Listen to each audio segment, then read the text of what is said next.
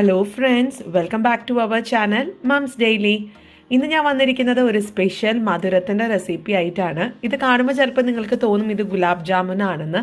അല്ല, ഗുലാബ് ജാമുൻ അല്ല. എന്നാൽ ഗുലാബ് ജാമുനേക്കാളും കൂടുതൽ ടേസ്റ്റ് ആയിട്ടുള്ള ഒരു സൂപ്പർ ആയിട്ടുള്ളൊരു മധുരമാണ് നമ്മളിന്ന് ഉണ്ടാക്കാൻ പോകുന്നത്. വളരെ സോഫ്റ്റ് ആയിട്ടുള്ളൊരു മധുരമാണ്. അതുപോലെ ചെറിയൊരു ഇച്ചിരി പുളി മധുരമൊക്കെ കൂടിയിട്ടുള്ളതാണ് ഇതിൻ്റെ ഒരു ടേസ്റ്റ് കേട്ടോ. അപ്പോൾ നമുക്ക് നോക്കാം എങ്ങനെയാണിത് തയ്യാറാക്കിയെടുക്കുന്നതെന്ന്. നമുക്കപ്പോൾ ആദ്യം ഇതിന് വേണ്ടിയിട്ട് ഒരു പഞ്ചസാര പാനി തയ്യാറാക്കണം. അതിനായിട്ടൊരു പാൻ അടുപ്പത്ത് വയ്ക്കുക. പാൻ ചൂടായി വരുമ്പോഴത്തേക്കും ഇതിനകത്തോട്ട് 1/4 കപ്പ് പഞ്ചസാരയും അതേ കപ്പിൽ തന്നെ ഞാൻ 1.5 കപ്പ് വെള്ളവും കൂടെ ചേർത്ത് കൊടുക്കുന്നുണ്ട്. അപ്പോൾ ഈ വെള്ളവും പഞ്ചസാരയും കൂടെ നന്നായിട്ടൊന്ന് അലിഞ്ഞ് വരണം. അതുവരെ നമുക്കൊന്ന് ഇളക്കി കൊടുക്കാം. അപ്പോൾ പഞ്ചസാര കരിഞ്ഞ് വന്നിട്ടുണ്ട്. ഇനി ഇതിനകത്തോട്ട് ഞാനൊരു ചെറിയ കഷ്ണം നാരങ്ങ മുറിച്ചതും കൂടെ ചേർത്ത് കൊടുക്കുന്നുണ്ട്. നാരങ്ങ നമ്മളിങ്ങനെ ചേർക്കുന്നത് നമ്മൾ ഈ ഒരു പഞ്ചസാര പാനി വേറൊരു പാത്രത്തിലോട്ട് മാറ്റി കഴിയുമ്പോഴത്തേക്കും അതിങ്ങനെ കട്ടയായിട്ട് ഇരിക്കാതിരിക്കാൻ വേണ്ടിയിട്ടാണ് കേട്ടോ. അതായത് ഇതുപോലെ തന്നെ നല്ല എന്താ പറയുക നല്ല കൺസിസ്റ്റൻസി ആയിട്ടുള്ള ഒരു പഞ്ചസാര പാനി കിട്ടാൻ വേണ്ടിയിട്ടും അത് കട്ട പിടിച്ച് പോകാതിരിക്കാനും വേണ്ടിയിട്ടാണ് നാരങ്ങ ചേർത്തിട്ടുള്ളത്. അപ്പോൾ അതാ ഇനി നമുക്കിതൊന്ന് തിളപ്പിച്ചെടുക്കുക. ഒരു 5 മിനിറ്റോളം ഞാൻ മീഡിയം ഫ്ലെയിമിൽ തിളപ്പിച്ചെടുത്തിട്ടുണ്ടായിരുന്നു. ഇനി നമുക്ക് ഫ്ലെയിം ഓഫ് ചെയ്യാം. ഇപ്പം നമുക്ക് കയ്യിലൊന്ന് ഒട്ടിപ്പിടിക്കുമ്പോഴത്തേക്കും ഇങ്ങനെ ഒട്ടിപ്പിടിക്കാൻ തുടങ്ങും. ഒരു ചെറിയ നൂല് പോലെ നമുക്ക് വരും. അത് ഞാൻ എടുത്തത് വീഡിയോയിൽ വന്നില്ല കേട്ടോ, അതുകൊണ്ടാണ് എനിക്കത് കാണിക്കാൻ പറ്റാഞ്ഞത്. അപ്പോൾ ഇനി ചെയ്യാനുള്ളത്, ഞാൻ ഫ്ലെയിം ഓഫ് ചെയ്ത് ഇതൊരു പാത്രത്തിനകത്തോട്ട് ഒഴിച്ചിട്ടുണ്ട്. ചൂടോട് കൂടെ തന്നെയാണ്. അപ്പോൾ ഈ ഒരു പാത്രത്തിലാണ് ഇനി നമ്മുടെ ഗുലാബ് ജാമുൻ്റെ പോലത്തെ കുഞ്ഞു കുഞ്ഞു ബോൾസ് വറുത്തെടുക്കാൻ പോകുന്നത്. അപ്പോൾ അതിനായിട്ടൊരു ബൗൾ എടുക്കുക. നമുക്ക് ആ ബോൾസ് ഉണ്ടാക്കാനായിട്ടാണിത്. അപ്പോൾ ഇതിനകത്തോട്ട് നമുക്ക് ആദ്യം ചേർത്ത് കൊടുക്കേണ്ടത് റവയാണ്. ഞാനിവിടെ 1/2 കപ്പ് റവ ചേർത്ത് കൊടുക്കുന്നുണ്ട്. ഇനി അതേ കപ്പിൽ തന്നെ 1/2 കപ്പ് തൈര്, അധികം പുളിയില്ലാത്ത തൈരാണ് ചേർക്കുന്നത്. പിന്നെ ഒരു 1/4 കപ്പ് ഓയിൽ, സൺഫ്ലവർ ഓയിലാണ് ചേർത്ത് കൊടുത്തിരിക്കുന്നത്. ഇനി ഇതെല്ലാം കൂടെ ചേർത്ത് നമുക്ക് ആദ്യം ഒന്ന് നന്നായിട്ട് മിക്സ് ചെയ്യണം.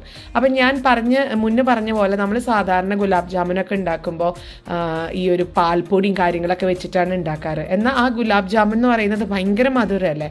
അപ്പോൾ ഇന്ന് ഇത്തരത്തിലുള്ള ഒരു മധുരത്തിൻ്റെ പ്രത്യേകത എന്ന് പറയുന്നത് ഇതിനകത്ത് നമ്മൾ തൈര് ചേർത്തത് കൊണ്ട് തന്നെ ചെറിയൊരു പുളിയൊക്കെ ഉണ്ട് കേട്ടോ. അത് പക്ഷെ ഒത്തിരി പുളി ഉള്ള തൈര് എടുക്കും ചെയ്യരുത്. നമുക്കൊരു ചെറിയ പുളിയുള്ള എന്നാൽ നല്ല കട്ടിയായിട്ടുള്ള തൈരാണ് ഇതിന് വേണ്ടിയത്.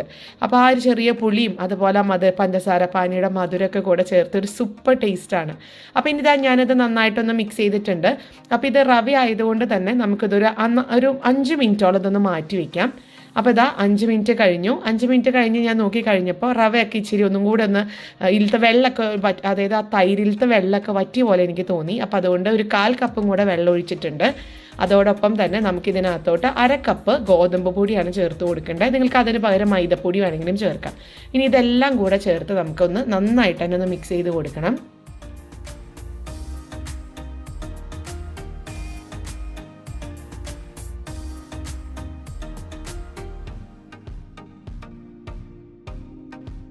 അടുത്തത് ഇതിനകത്തോട്ട് ഞാൻ ബേക്കിംഗ് പൗഡറാണ് ചേർക്കുന്നത്. 1 ടീസ്പൂൺ ബേക്കിംഗ് പൗഡറും കൂടെ ചേർത്തിട്ട് നമുക്കിതൊന്നും കൂടി ഒന്ന് മിക്സ് ചെയ്യണം. നമ്മൾ ആ ഒരു ഗോതമ്പ് പൊടി ചേർത്തുമല്ലോ, ആ ഒരു സമയത്ത് ബേക്കിംഗ് പൗഡർ ചേർത്താലും മതി കേട്ടോ. ഞാൻ അന്നേരം ചേർക്കാൻ മറന്നുപോയി, അതുകൊണ്ടാണ് ഇപ്പോൾ ചേർത്തിട്ടുള്ളത്. ഇനി നമുക്കിതൊന്നും കൂടെ ഒന്ന് നന്നായിട്ട് തന്നെ ചപ്പാത്തിക്കൊക്കെ മാവ് കുഴയ്ക്കുന്നത് പോലെ തന്നെ ഒന്ന് കുഴച്ചെടുക്കാം.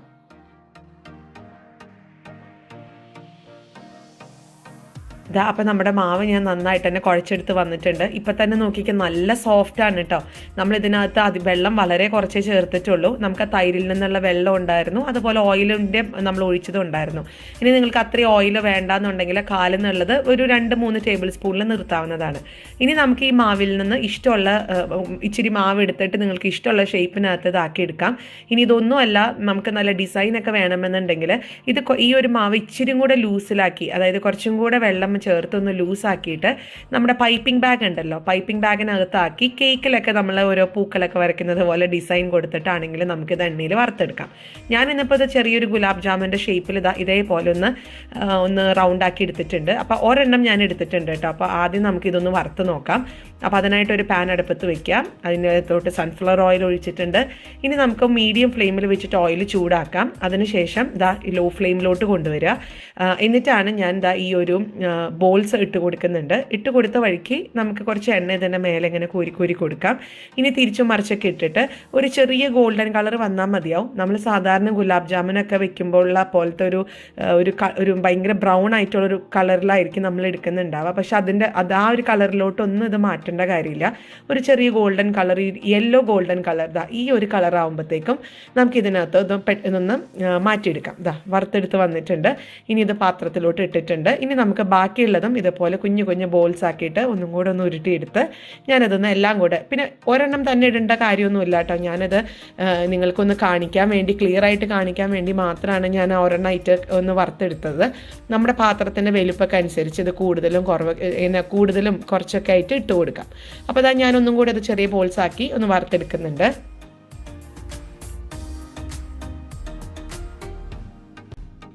അങ്ങനെ ഞാൻ ഇത്രയും ബോൾസൊക്കെ വറുത്തെടുത്ത് വന്നിട്ടുണ്ട്. കണ്ടോ, ഇത് ഞാനൊന്ന് പുറമേയൊക്കെ അത്യാവശ്യം ക്രിസ്പി ആയിട്ടാണ് ഇരിക്കുന്നത്. അപ്പം ഞാനൊന്ന് ഞെക്കി നോക്കി കഴിഞ്ഞപ്പോഴത്തേക്കും അത് നല്ല സോഫ്റ്റ് ആയിട്ട് വരുന്നുമുണ്ട്. അപ്പോൾ നമുക്ക് ഇത് ഇങ്ങനെയല്ല കഴിക്കേണ്ടത്. നമ്മൾ നേരത്തെ തയ്യാറാക്കി വെച്ചിരിക്കുന്ന ആ പഞ്ചസാര ലായനിയിലോട്ട് അല്ലെങ്കിൽ ഷുഗർ സിറപ്പിനകത്തോട്ട് ഇത് ഇട്ട് കൊടുക്കണം. കണ്ടോ, നമ്മൾ എടുത്തിരിക്കുന്ന ഷുഗർ സിറപ്പിൻ്റെ ചൂടൊക്കെ മാറിയിട്ടുണ്ട്. പക്ഷെ നമ്മൾ ആ ഒരു നാരങ്ങ ആ ചെറിയൊരു കഷ്ണം ഇട്ടതുകൊണ്ടാണ് നമുക്ക് ഷുഗർ സിറപ്പ് ഇതുപോലെ തന്നെ സിറപ്പായിട്ട് തന്നെ ഇരിക്കുന്നത്. അല്ലാന്നുണ്ടെങ്കിൽ ഇതിങ്ങനെ ചിലപ്പോൾ കട്ടിയാവാൻ തുടങ്ങും. അപ്പോൾ ആ ഒരു സംഭവം ഉണ്ടായിട്ടില്ല. അപ്പോൾ നിങ്ങൾ ഒന്നില്ലെങ്കിൽ ഇതുപോലെ ചെറിയൊരു കഷ്ണം നാരങ്ങ ഒന്ന് മുറിച്ചിടുക. ഇനി അതല്ലാന്നുണ്ടെങ്കിൽ ഒരു 1/4 ടീസ്പൂൺ നാരങ്ങയുടെ നീരൊഴിച്ചെന്നാലും മതിയാവും. ഇനി നമുക്കൊരു സ്പൂണൊക്കെ വെച്ച് ഇതൊന്ന് തിരിച്ചു മറിച്ചൊക്കെ ഇട്ട് എത്ര നേരം ഇത് ഇരിക്കുന്നോ അത്രയും നല്ല ജ്യൂസി ആയിട്ട് നമുക്ക് ഈ ഒരു സ്വീറ്റ് നമുക്ക് കിട്ടുന്നതാണ്. അപ്പം ഞാനിവിടെ ഒത്തിരി നേരമൊന്നും എന്നുള്ള സമയമൊന്നും ഉണ്ടായിരുന്നില്ല. കുഞ്ഞുങ്ങളൊക്കെ ബഹളമായിരുന്നു. അപ്പോൾ അതുകൊണ്ട് ഞാനിവിടെ 1 മണിക്കൂറേ ഞാനിതൊന്ന് മുക്കി വെച്ചിട്ടുള്ളൂ. അപ്പോൾ 1 മണിക്കൂർ കഴിഞ്ഞപ്പോഴത്തേക്കും ഞാനിതൊന്ന് ഒരു സെർവിങ് പ്ലേറ്റിനകത്തോട്ടൊന്ന് മാറ്റുന്നുണ്ട്. ഇനി അതുപോലെ കുറച്ച് സിറപ്പും ഇതിൻ്റെ മേലെ കൂടെ ഒന്ന് ഒഴിക്കുന്നുണ്ട്. പിന്നെ നിങ്ങൾക്ക് ഇഷ്ടമുള്ള രീതിയിലൊക്കെ ഡെക്കറേറ്റ് ചെയ്യാം. നിങ്ങളുടെ കയ്യിൽ ഡെസിക്കേറ്റഡ് കോക്കനട്ടൊക്കെ ഉണ്ടെന്നുണ്ടെങ്കിൽ അത് ഇതിൻ്റെ മേലെ കുറച്ച് ചെറുതായിട്ടൊന്ന് ഇട്ട് കൊടുത്തെന്നാലും ടേസ്റ്റിയാണ്.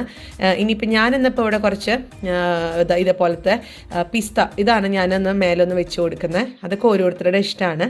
ഇനി നമുക്കിതിൻ്റെ അകമൊക്കെ എങ്ങനെ ഇരിക്കുന്നത് എന്നുള്ളത് കാണണ്ടേ.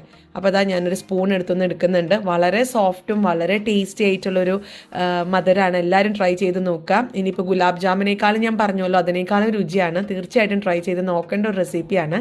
പിന്നെ ഈ ഒരു റെസിപ്പി നിങ്ങൾക്ക് ഇഷ്ടപ്പെട്ട് കഴിഞ്ഞാൽ ലൈക്ക് ചെയ്യാനും ഷെയർ ചെയ്യാനും കമൻറ്റ് ചെയ്യാനൊന്നും മറക്കരുത്. അതുപോലെ നമ്മുടെ ഈ ചാനൽ ആദ്യമായിട്ടാണ് നിങ്ങൾ കാണുന്നതെങ്കിൽ സബ്സ്ക്രൈബ് ചെയ്യാനും മറക്കരുത്. അപ്പോൾ അടുത്തൊരു വീഡിയോ ആയിട്ട് നമുക്ക് ഉടനെ കാണാം. അൻറ്റിൽ ദെൻ ബൈ.